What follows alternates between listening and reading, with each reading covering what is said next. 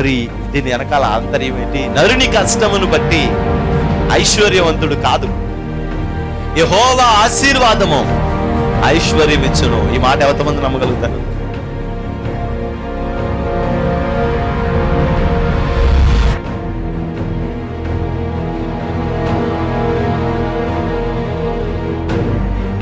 ఆ రక్షణను మనం చూడాలి, అనేక ఆత్మల రక్షణను మనం చూడాలి. దేవుని యొక్క మందిరంలో దేవుడు చేసే అద్భుత కార్యాలన్నిటినీ మన కన్నులారా మనం చూడాలి. నేడు ఈ ఇంటికి రక్షణ వచ్చింది. ఎప్పుడో మన దోషములను మనం విడిచిపెట్టుకున్నాం.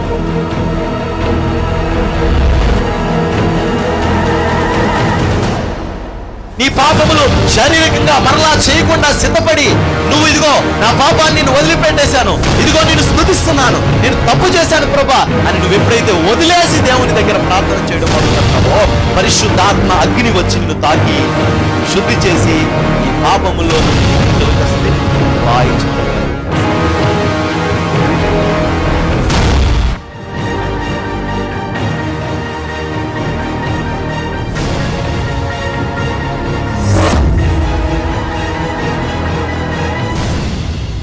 ఆలస్యమైన అద్భుతం చేసేవాడు.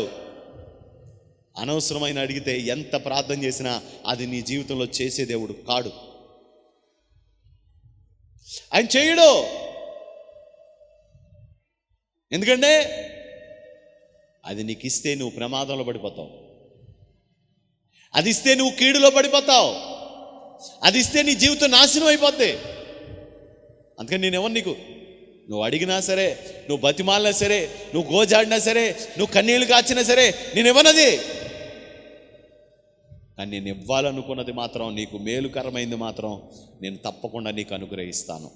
మనకి అనుభవాలు పరిశుద్ధాత్మ దేవుడే ఇస్తాడు. పరిశుద్ధాత్మ దేవుడు కార్యం జరగకపోయినా సరే మన విశ్వాసంలో బలపరుస్తాడు. పరిశుద్ధాత్మ దేవుడు మనలో ఉంటే కార్యం జరగదో కానీ మన విశ్వాసంలో బలపడి ఉంటాం. విశ్వాసంలో కదిలిపోం, చెదిరిపోం, పాడైపోయి వెళ్ళిపోం లోకంలోకి. ఎందుకు తెలుసా? మనలో పరిశుద్ధాత్మ దేవుడు ఉంటే. పరిశుద్ధాత్మ లేకపోతే కార్యాలు మాత్రంలోనే నిలబడతారో.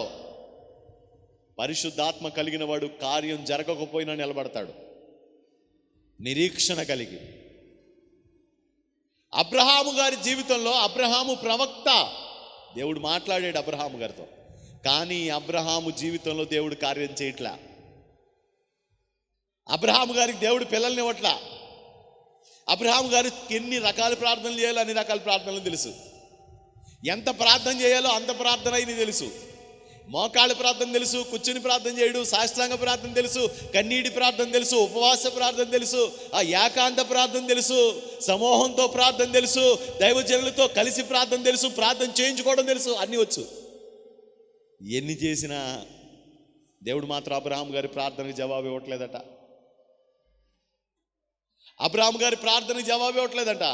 కానీ అబ్రహాం గారు మాత్రం ఏమి కదలట్లేదంట. స్తోత్రం. ఏం కదిలిపోవట్లేదు. అబ్రహాం గారు అలా స్థిరంగా ఉన్నాడు. దేవుడు తప్పకుండా నా జీవితంలో కార్యం చేస్తాడు, దేవుడు నా బ్రతుకులో తప్పకుండా మేలు చేస్తాడు, దేవుడు తప్పకుండా నన్ను నిలబెడతాడు. ఎంత ధైర్యంగా నిలబడ్డాడు చూడండి. ఎందుకు తెలుసా? అబ్రహాము గారు అభిషేకించబడినవాడు, దేవుని ఆత్మను పొందినవాడు అబ్రహాం. మరి ఆత్మను పొందకుండా ఏంటి? ఏమండి? ఆత్మను పొందకుండా ఏంటి? ఆత్మాభిషేకం పొందకుండా ఏంటి? నేటి క్రైస్తవ్యం అభిషేకానికి దూరంగా బ్రతుకుతుంది. అభిషేకం అంటే ఏంటో తెలియని సంఘాలు కూడా ఉన్నాయట. ఒకవేళ వాళ్ళ పొరపాటున మనం అభిషేకం అని మాట్లాడామనుకోండి, వాళ్ళు ఏం చేస్తారు తెలుసా? అదంతా ఉత్తుత్తు, అది ఉత్తుత్తునే. వాళ్ళందరికీ ఏదో పిచ్చబట్టి భ్రమ వచ్చి ఏదో అయిపోయి. ఒకసారి ఓ పాస్టర్ గారు అండి మన పరిచయం నుంచి ఒక చెల్లి, ఒక అక్క ప్రార్థనకి వెళ్ళింది. వెళ్తే అక్కడ పాట పాడుతున్నారంట వాళ్ళు. యేసు రక్తము రక్తము అని పాట పాడుతుంటే ఈ అక్కకి అభిషేకం వచ్చి కొట్టుకుంటుంటే వెంటనే ఆయన అన్నాడంట, ఏ అబ్బా ఇది అభిషేకం కాదు, ఇదేంటండి? అల్లరి. దేవుని సన్నిధిలో అల్లరి ఉండకూడదు. మీకెవరో నేర్పుతున్నారు, ఆయన ఎవడో నేర్పుతున్నాడు నీకు. అది అభిషేకం అభిషేకం ఓ ఓ ఆగిపోతున్నావు అని ఆయన దాని నిర్వచనం చెప్పాడు. ఏంటి తెలుసా? వాంతి అయ్యే ముందంటే వికారం వస్తుందంట. వాంతి అయ్యే ముందు వికారం వస్తుందంట. ఆ వికారం ఏంటంటే వీళ్ళ పరిశుద్ధాత్మను ఊగిపోతూ ఉంటారంట. వీళ్ళకి వికారమో ఏమో తెలియదు, కానీ అతని బతుకంతా వికారం అయిపోయింది. వీళ్ళ వికారం మాట దేవుడు ఎరుగు, ఆయన బతుకంతా వికారం అయిపోయింది. ఇక చెప్పకూడదు వినకూడదు అని నేను ఆయన గురించి చెప్పకూడదో వినకూడదు, అలాంటి దరిద్రం అంతా వినా దరిద్రపు క్రియల్లోకి వెళ్ళిపోయాడు. వాంతి అయ్యేటప్పుడు ముందొచ్చే వికారం పరిశుద్ధాత్మ. ఏం మాట్లాడుతున్నావు తెలుసా నీకు? నీకంటే బాబులంటి వాళ్ళు మాట్లాడిన వాళ్ళు ఈరోజు నేల మీద దేకుతున్నారు. నీకంటే బాబులంటి వాళ్ళు యామాహేమీలు మాట్లాడారు, అలాంటి మాటలు దేకుతున్నారు నేల మీద, పాపులు తండ్రి అని. మోషన్స్ అయిపోయేటప్పుడు అంట ఒక సిమ్టమ్ వస్తుందంట. ఆ సిమ్టమ్ అంట పరిశుద్ధాత్మ అనుకుని ఊగుతారంట వీళ్ళు. అసలు నీకు చెప్పడమే చేత కదా. ముక్కు నేలను రాసిస్తారంటారు తెలుసా మీకు? అలా రాశాడు. నవ్వడం వేరు, యాక్షన్ చేయడం వేరు. ఇప్పుడు ఆయన నవ్వట్లేదు, యాక్షన్ చేస్తున్నాడు.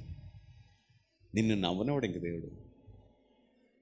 నువ్వు పశ్చాత్తాపడాలి, నువ్వు పశ్చాత్తాపడాలి. ఎవరింటికో సంబంధానికి వచ్చారో అక్కడ నచ్చకుండా సంబంధం చూసుకుని వెళ్ళిపోతున్నారు ఇంకో ఇంటికి. కట్నం ఏదో తక్కువ ఇస్తారని చెప్పి. సంబంధం మంచిది, ఏమండి ఒకసారి రండి. మా మధ్యలో ఉన్న మీడియేటర్కి ఫోన్ చేశారు, బాబు మా అమ్మాయి కూడా బీటెక్ చదివింది, ఒకసారి చూసుకుని వెళ్ళండి. లేదండి మేము అనుకోలేదండి, బాగోదండి అన్నారు. బాగోవడం ఏముందో ఒకసారి చూసుకుని వెళ్ళండి, వెళ్ళే దారి కదా, ఓకే చూసుకుని వెళ్ళండి, వాళ్ళతో మాట్లాడేదో మాటలు. సరే మీడియేటర్ మధ్యలో ఉన్నవాళ్ళు, ఏమండి ఈ ఊర్లోనే ఒక సంబంధం ఉందండి, ఒకసారి ఆ పాపని చూస్తే బాగుంటుందా? ఆ అమ్మాయిని చూస్తాకు వచ్చి ఈ అమ్మాయిని చూసి మనకు అమ్మాయి నచ్చింది కానీ కట్నాలు నచ్చలేదు, అది ఆలోచించుకోవాలి కదా. అంటే వచ్చాం కదండి ఇక్కడ దాకా, చూసి వెళ్ళిపోదాం. చూశారు, ఇతను ఏమి ఎరగనట్టుగా మెల్లగా పక్కన కూర్చుని, సార్ మొన్న ఈ ఊర్లోకి ఒక సంబంధం వచ్చారు సార్, ఒకళ్ళు వాళ్ళ ఇంటికి వెళ్ళారు, కొంచెం అమ్మాయి ఎవరినో ప్రేమించిందని తెలిసి వాళ్ళు డ్రాప్ అయిపోయారండి అన్నాడంట. అని స్మార్ట్ వదిలేశాడు. ఎవరి గురించి? ఇతను తెలుసు అక్కడికి వెళ్ళారండి. నువ్వు నీ కూతురు చేసుకోవాలంటే చేసుకోవాలి, కానీ ఇంకొకళ్ళ మీద అలాంటి మాట అనకూడదు కదా. ఇది కూడా అలాంటిదే. నువ్వు నీ సంఘాన్ని కాపాడుకోవాలంటే దానికి ఏదో మార్గం ఉంటుంది, అంతేగాని ఎవరి గురించి మాట్లాడకూడదు, వాళ్ళ గురించి మాట్లాడకూడదు కదా. నీకు ఇబ్బంది ఏముంది? అమ్మ మీరు చేసేది కరెక్ట్ కాదు, మన సంఘంలో ఈ రూల్ ఉండదు, మనం ఇలా చేయకూడదు, మనం చాలా ఏంటది క్రమశిక్షణ కలిగిన సంఘం, మనం సైలెంట్గా ఉండాలి, వైలెన్స్ పుట్టించకూడదు అని ఏవి చెప్పుకోవాలి. వాంతి అవుతుంటే ముందు వికారం వస్తుంది. ఆ వికారం అలా మాట్లాడిన వాళ్ళు అందరు ముఖాలు వికారం అయిపోయినాయి. లేదండి, అన్నీ కనపడవు. అబ్రహాము ప్రవక్త, దేవుడికి స్తోత్రం. అబ్రహాము దేవుని స్వరాన్ని విన్నాడు, అబ్రహాము దేవుడితో మాట్లాడాడు, అబ్రహాము దేవుని యొక్క సన్నిధిలో ఎన్ని దీవెనలు ఉన్నాయి అవన్నీ చూశాడు. ఆయన గురించి ప్రవక్త అని మాట్లాడుతుంది దేవుని వాక్యం. ప్రవక్తకి ఈ అనుభవాలు ఏముండవా? ఈ అనుభవాలు ఏముండవా? ఉంటాయి, కానీ అవేమి మెన్షన్ చేయరు. రచయితను బట్టి రైటింగ్ ఉంటుంది. రచయిత యొక్క ఫోకస్ దేని మీద ఉందో దాన్ని ఎక్కువ రాస్తాడు. మత్తయి సువార్త రాయించింది పరిశుద్ధాత్మ దేవుడే, కానీ రచయిత మైండ్ కనబడుతుంది దాంట్లో. మార్కు సువార్త రాసింది పరిశుద్ధాత్మ దేవుడు, రాయించింది పరిశుద్ధాత్మ దేవుడు, కానీ దాంట్లో మాత్రం రచయిత యొక్క తలంపు కనపడుతుంది. లూకా రాసిన విధానం వేరు, యోహాన్ రాసిన విధానం వేరు. రచయిత యొక్క విషయం కనబడుతూ ఉంటుంది. మీ మనస్తత్వాన్ని బట్టి బోధ ఉంటుందండి. ఒక్కొక్కళ్ళు ఒక్కో రీతిగా బోధిస్తూ ఉంటారు. ఆ వ్యక్తి యొక్క ఆలోచన శైలిని బట్టి దాని మీదకి వెళ్ళిపోతూ ఉంటుంది. నీకు అర్థం అవడం చెప్తాను. మీలో చాలామంది చీరలు కొనుక్కుంటాకి వెళ్తారు బట్టలు కొట్టడానికి. వాస్తవానికి మీకు ఏ కలర్ అంటే ఇష్టమో మీకే తెలీదు. మీకు ఏ కలర్ అంటే స్పెసిఫిక్గా ఈ కలర్ అంటే నాకు ఇష్టం అనే ఒక కలర్ మీకు తెలీదు. చాలామందికి తెలీదు. కానీ బట్టల కొట్టుకు వెళ్ళిన తర్వాత మీకు తెలియకుండానే అదే చీర తీసుకొచ్చేసుకుంటారు మీరు. అన్ని చీరలు వేసుకున్నా సరే అదేదో ఉంటుంది ఒక కలర్. ఒక్కొక్కరికి బ్లూ. మీకు వాళ్ళకి 50 చీరలు ఉన్నాయనుకోండి, దాంట్లో 30 చీరలు దేని మీద ఉంటుంది? బ్లూ కలర్లోనే ఉంటుంది. బ్లూ మ్యాచింగ్ ఉంటుంది. బ్లూ మ్యాచింగ్లోనే ఉంటారు. కొంతమంది మెరూన్ అంటే ఇష్టం, వాళ్ళకి తెలియదు ఇంతకే. కానీ వాళ్ళ మైండ్ సెట్ ఎక్కడికి వెళ్ళిపోద్ది అంటే ఆ కలర్ దగ్గరికి వెళ్ళిపోతుంది, ఆ మెరూన్ కలర్ దగ్గరికి వెళ్ళిపోతుంది. వాళ్ళకి తెలియకుండానే దాంట్లోని అటు ఇటుగా ఉన్న బార్డర్స్ తీసుకుని అది ప్యాక్ చేయించుకొని వచ్చేస్తారు ఇంటికి. ఇదేదే మొన్న ఉంది కదా అని చెప్పేసి అంటే ఎన్నున్నా సరే వాళ్ళ మైండ్ దేని మీదకి వెళ్ళిపోతూ ఉంటుంది? దాని మీదకి వెళ్ళిపోతుంది. కొంతమంది కాటన్ చీరలు అంటే ఇంట్రెస్ట్ అనుకోండి, వాళ్ళు ఎన్ని చూసినా కాటనే కొంటారు. కొంతమందికి పెద్ద పెద్ద అంచులు అలవాటు. నీకు ఎంత చిన్న అంచు చూపితే నచ్చుతా వాళ్ళకి.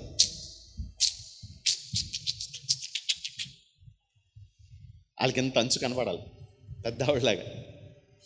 కొంతమందికి పెద్దోళ్ళు కూడా చిన్ని బుల్బుల్ అంచులు కట్టుకుంటారు. వాళ్ళకి పెద్ద అంచు చూపిస్తే నచ్చుతుంది. ఎందుకు? ఇక్కడ ఉన్న దాన్ని బట్టి ఇక్కడున్న దృష్టి మారిపోతుంది.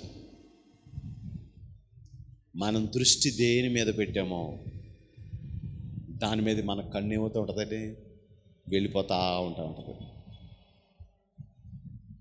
మనం దేని మీద దృష్టి పెడతామో దాని మీదకి వెళ్ళిపోతూ ఉంటుంది.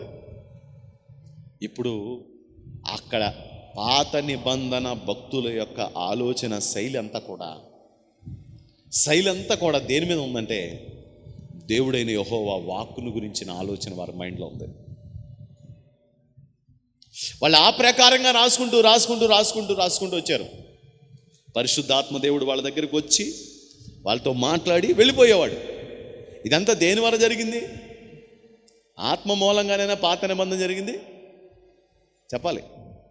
కొత్త నిబంధన ఆత్మ మూలంగానే.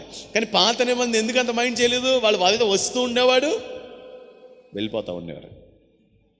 ఇప్పుడు కొత్త నిబంధనకు వచ్చేటప్పటికి పరిశుద్ధాత్మ దేవుడు ఏమన్నారంటే, ఇదిగో ఎల్లప్పుడూ మీతో కూడా పరిశుద్ధాత్మ దేవుడు ఉండిపోయేటట్లుగా నేను వెళ్ళడం మంచిది. ఆదరణకర్త ఎప్పుడు మీ దగ్గరే ఉంటాడు. ఆదరణకర్త ఎప్పుడు మీ దగ్గరే ఉంటాడు, మీతోనే ఉంటాడు ఆదరణకర్త. ఇప్పుడు ఎప్పుడైతే ఇంతకు ముందు నడిపించిన అన్ని వచనాల్లో పరిశుద్ధాత్మ దేవుడు ఉన్నాడు, కానీ ఇప్పుడు టోటల్గా సబ్జెక్ట్ అంతా దేని మీదకి వచ్చిందంటే పరిశుద్ధాత్మ దేవుడి మీదకి వచ్చేసింది. ఇప్పుడు పరిశుద్ధాత్మ శక్తి మీదకి వచ్చేసింది విషయం అంతా కూడా. ఎప్పుడైతే పరిశుద్ధాత్మ దేవుడి మీదకి వచ్చేసిందో ఇప్పుడు ప్రజలందరి ఆలోచన కూడా పరిశుద్ధాత్మ మీదకి వెళ్ళిపోయింది. సేవకుల ఆలోచన అంతా కూడా పరిశుద్ధాత్మ మీదకి వెళ్ళిపోయింది. ఎందుకు వెళ్ళిపోయిందంటే కనుక మనం ఆలోచన చేస్తే వీళ్ళు ఎందుకు పనికిరానోళ్ళు కానీ ఇంత ప్రజ్ఞ కలిగి దేవుని పని చేయగలుగుతున్నారు. దానికి కారణం ఏంటంటే పరిశుద్ధాత్మ దేవుడు ఉన్నాడో వీళ్ళని నడిపిస్తూ ఉన్నాడు. దేవుడికి స్తోత్రం, హల్లెలూయా. పరిశుద్ధాత్మ దేవుడు వీళ్ళని నింపుతా ఉన్నాడు. పరిశుద్ధాత్మ దేవుడు వీళ్ళలో ఉండి అద్భుతాలు చేస్తున్నాడు. పరిశుద్ధాత్మ దేవుడు వీళ్ళలో ఉండి స్వస్థతలు జరిగిస్తా ఉన్నాడు. పరిశుద్ధాత్మ దేవుడు వీళ్ళల్లో ఉండి మాట్లాడుతున్నాడు. ఈ మైండ్ వచ్చేసింది వాళ్ళకి. పరిశుద్ధాత్ముడు పరిశుద్ధాత్ముడు పరిశుద్ధాత్ముడు. దేవుడికి స్తోత్రం, హల్లెలూయా హల్లెలూయా. దేవునికే మహిమ కలుగును గాక. సంఘాలు మనుషుల చేత ఏర్పరచబడకుండా పరిశుద్ధాత్మ చేత ఏర్పరచబడిపోయినాయి. తెలుసా మీకు? పౌలు గారు రోమీలకు పత్రిక రాస్తా ఉన్నాడు. అంటే సంఘం ఎక్కడుంది? రోమాలో ఉన్న సంఘం.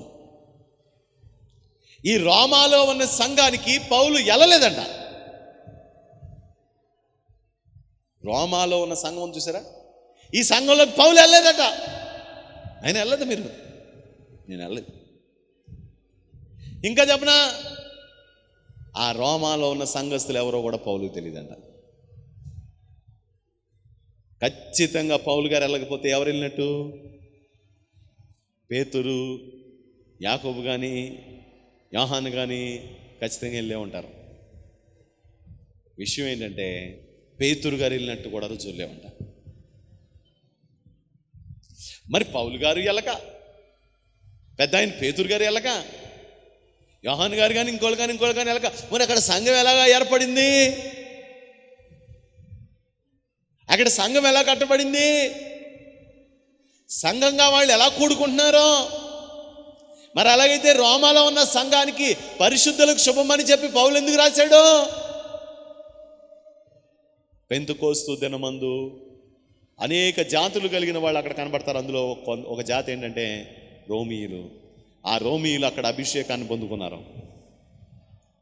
ఆ యొక్క రోమా నుంచి వచ్చిన యూదులు, రోమా నుంచి వచ్చిన ఇశ్రాయేలీలు అనేక మంది దేవుని ఆత్మచేత నింపబడి, దేవుని ప్రసన్నతతో అభిషేకించబడి, ఆత్మచేత ఆ రోజు నుంచి నడిపించబడి రోములో ఏమి ఏర్పడిపోయిందండి? సంఘం ఏర్పడిపోయింది.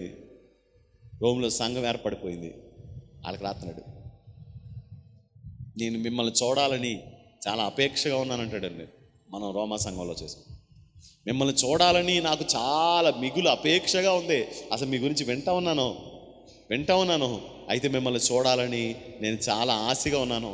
కానీ నేను చాలాసార్లు పని ఒత్తిడిని బట్టి అనేక స్థలాలకు వెళ్ళిన కారణాన్ని బట్టి నేను మీ దగ్గర రాలేకపోయాను. కానీ మిమ్మల్ని చూడాలని మాత్రం నాకు చాలా ఆశగా ఉంది. నాకు ఈ పదాలన్నీ చదువుతుంటే నాకు అనిపించింది, పౌలు గారు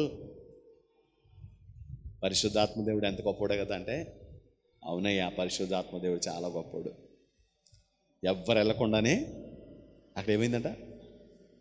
శక్తి అక్కర్లా, బలం అక్కర్లా, కానీ వీళ్ళకి మాత్రం ఉత్తరాలు మాత్రం వెళ్తున్నాయి. వీళ్ళు మాత్రం కనెక్ట్ అవుతున్నారు. దైవజనులతో మాత్రం ఉత్తర ప్రత్యుత్తరాలు జరుగుతున్నాయి వీళ్ళకి. అంచేత సంఘం ఒక్కొక్కటి క్లారిటీ వస్తూ ఉంది. దేవుని పిల్లారా, మీతో పరిశుద్ధాత్మదేవుడు కనుకుంటే మీరు ప్రతిరోజు ప్రసంగం వినొచ్చు. పరిశుద్ధాత్మదేవుడు కనుక మీలో ఉంటే మీరు ప్రతిరోజు దేవుడితో మాట్లాడచ్చు. పరిశుద్ధాత్మదేవుడు కనుక మీలో ఉంటే కనుక మీరు ప్రతి దినము దర్శనాలు చూడొచ్చు. పరిశుద్ధాత్మదేవుడు కనుక మీలో ఉంటే ప్రతి దురాత్మతోనూ అంధకార శక్తులతోనూ మనం పోరాడచ్చు. ఇప్పుడు ఆ పరిశుద్ధాత్మ దేవుని శక్తి మనందరికీ రావాలి. ఆత్మ మన బలహీనతలను చూసి మనకు సహాయం చేస్తున్నాడు. ఆత్మ మన బలహీనతలను చూసి మనకు సహాయం చేస్తాడంట. ఆత్మ మన బలహీనతలను చూసి మనకు సహాయం చేస్తూ ఉంటాడు. పాత నిబంధన భక్తులందరికీ సహాయం చేసిన దేవుడే క్రొత్త నిబంధనలో ఈ శిష్యుల ద్వారా దేవుడు తన కార్యాలను జరిగిస్తూ ఉన్నాడు. ఇప్పుడు అదే ప్రసన్నత, అదే శక్తిని మనం పొందుకోవడానికి ప్రభు సహాయం అడగాలి. దేవా, నన్ను అభిషేకించు, దేవా నన్ను నింపు, దేవా నన్ను బలపరచు, దేవా నాలో నీ కార్యం జరిగించు, నాలో నీ శక్తిని పంపించు దేవా. పరిశుద్ధాత్ముడా, హల్లెలూయా, నా బిడ్డల్లోకి వెళ్ళు, నా కుటుంబంలోకి వెళ్ళు, సహాయం చేయను. ఆయన పరిశుద్ధాత్మ దేవుడు ఎంత అద్భుతాలు చేయగలడు. మన నరసాపురం సంఘానికి ఒక చిన్న పాప, ఒక పెద్ద ఆవిడ వస్తూ ఉంటే ఆమె కోళ్ళ చచ్చిపోయింది. కొడుకు భయంకరంగా పచ్చి త్రాగుబోతు కొట్టేస్తున్నాడంటే, కూతుర్ని కొట్టేస్తున్నాడు, చిన్నపిల్ల కూతురు. ఆ దెబ్బలు తాళలేక భరించలేక ఈ తాగేసిన మత్తులో పిల్లని ఏమైనా చేస్తాడేమో అని భయమేసి ఈ నానమ్మ ఏం చేసిందంటే ఆ పిల్లని అట్టుకుని పారిపోయింది. పారిపోయి నరసాపురం సన్నిధికి వచ్చేసింది.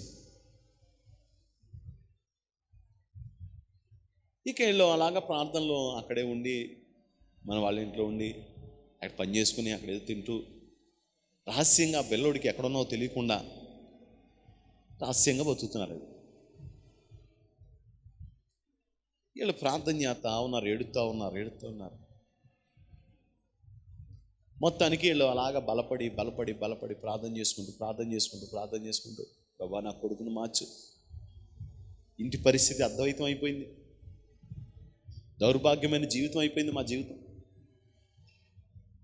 ఆఖరికి అక్కడిక్కడ పని చేసుకుని తినే పరిస్థితి మాకు వచ్చేసింది ప్రభా, తిండికి కూడా గతి లేని పరిస్థితి వచ్చేసింది ప్రభా అని చాలా బాధపడుతున్న సమయంలో మొత్తానికి బాప్తీసాల కార్యక్రమం జరుగుతుంది మందిరంలో ఫస్ట్ కానీ.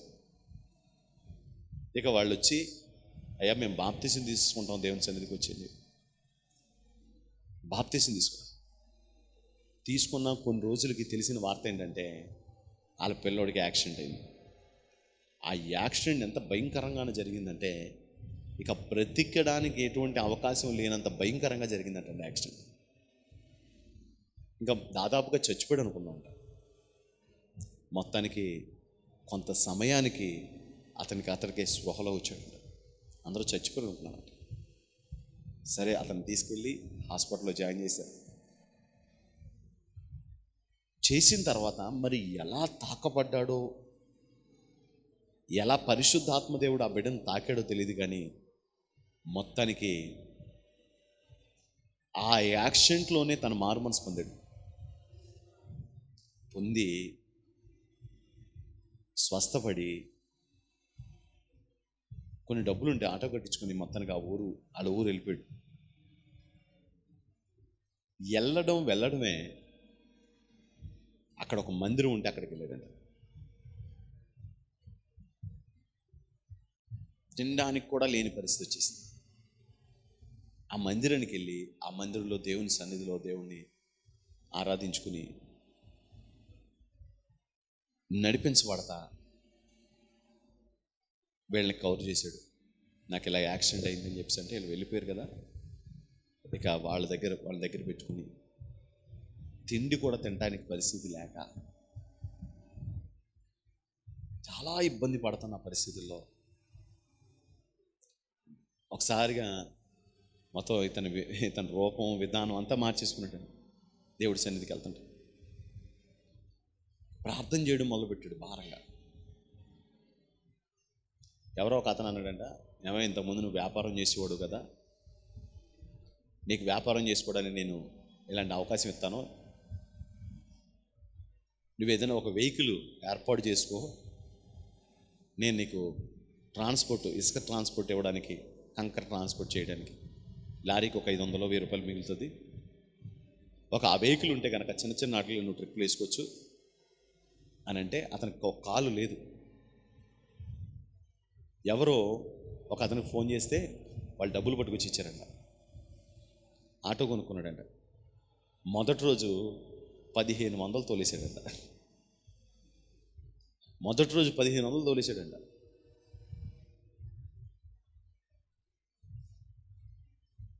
అప్పుడు వాళ్ళు చెప్పారంట, ట్రాన్స్పోర్ట్ అంటూ ఉంటే ట్రాన్స్పోర్ట్కి ఏదో పేరు ఉండాలి కదా, ట్రాన్స్పోర్ట్ పేరు ఏదో పెట్టుకో అని అంటే ఆ ఆటోని తీసుకుని వెళ్ళి అలా ఆలోచిస్తున్నాడు. ట్రాన్స్పోర్ట్ పేరే పెట్టాలి. రోడ్డు నుంచి ఏదో వెళ్తుందంట వెహికల్, దాని మీద యెహోవా నిస్సి అని ఉందంట. చూడండి, వెంటనే ఆ స్టిక్కర్ ఫోటో తీసి ఆ స్టిక్కరింగ్ అతని దగ్గర తీసుకెళ్ళి పేరు ఏంటంటే ఇది యెహోవా నిస్సి. అప్పుడు అక్కడ ఉన్న స్థానిక పాస్టర్ గారికి ఫోన్ చేసి, పాస్టర్ గారు మా ట్రాన్స్పోర్ట్ పేరు పెట్టమన్నారు, ఏం పేరు పెడదాము అని ఆలోచిస్తున్నాను, నాకు ఒక పేరు వచ్చింది, ఒకసారి చూసి ఈ పేరుకి అర్థం ఏంటో చెప్పండి అన్నాడు. ఆయన చూసి అసలు యెహోవా నిస్సి స్టిక్కరింగ్ చేశాడు, ఆ పేరుని ఫోటో తీసి పెట్టాడు మాట, ఇతని దగ్గర పేరు కాకుండా. ఆయన ఈ పేరు నీకెవరు ఇచ్చారు అన్నాడట. ఎవరు ఇవ్వలేదండి, రోడ్డు మీద అలా ఒక పేరు చూసాను, ఆ పేరు నీ చెప్తే అది బైబిల్లో తీసి మా వాడు కొట్టాడు, టైప్ చేశాడు, అది మీకు పంపించాను అన్నారు. చాలా మంచి పేరు నాయన, అది చాలా మంచి పేరు. యెహోవా నిస్సి అంటే దేవుని ధ్వజము, యెహోవా ధ్వజము అని అర్థం, విజయం అని అర్థం. నీ జీవితంలో దేవుడు విజయ పతాక ఎగరైపోతున్నాడేమో, పెట్టేసుకోమంటే వెంటనే విజిటింగ్ కార్డులు వేసేసి యెహోవా నిస్సి ట్రాన్స్పోర్ట్ అనేసి ఒక పేరు పెట్టి వాళ్ళ అమ్మ దగ్గర తీసుకొచ్చి చూపించాడంట. వాళ్ళ అమ్మ ఒక్కసారి ఏడుపడ్డ, నాయన ఇది మన సంఘం పేరు, మేము బాప్తిజం పొందుకున్న సంఘం పేరు, ఇది మేము వెళ్ళే సంఘం పేరు, మనల్ని ఆదరించిన సంఘం పేరు ఇది. ఆయన అంటే అక్కడ ఉన్న వాళ్ళకి ఫోన్ చేస్తే రోజు కొన్ని లారీలు వెళ్తారంట. ఆయన అంటాడు, తినటానికి తిండి లేదండి, మాకు తినటానికి తిండి లేదండి, కానీ ఈరోజు 10 మందికి తిండి పెట్టగలిగే గొప్ప దేవుడు నాకు ఇచ్చాడు. చాలా ఇబ్బంది పడ్డామండి. ఎవరండి?